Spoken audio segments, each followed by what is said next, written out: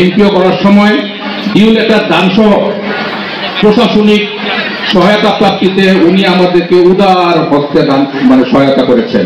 আমি এজন্য কৃতজ্ঞতা প্রকাশ করছি ওনার প্রতি। বিদ্যালয়ের উন্নয়নে আমার পরিকল্পনা, প্রত্যয় এবং প্রতিশ্রুতি ব্যক্ত করছি। পাশাপাশি উপস্থিত সকলের সহযোগিতার সাথে আমাদের প্রধান অতিথি, আমাদের জননেত্রী জননেতা জনাব আফরোজা আব্বাসের সুদৃষ্টি ও সহযোগিতা কামনা করেছি। উনিও শুনেছেন যে বলেছে বাসের কথা, যদিও অনুষ্ঠান সেই স্মৃতিরই এক সুন্দর দৃষ্টান্ত।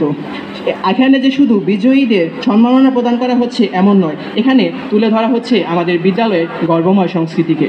শেষ করার আগে আমি বলতে চাই, আমার বিদ্যালয় আমার গর্ব, আমার বিদ্যালয় আমার অনুপ্রেরণা।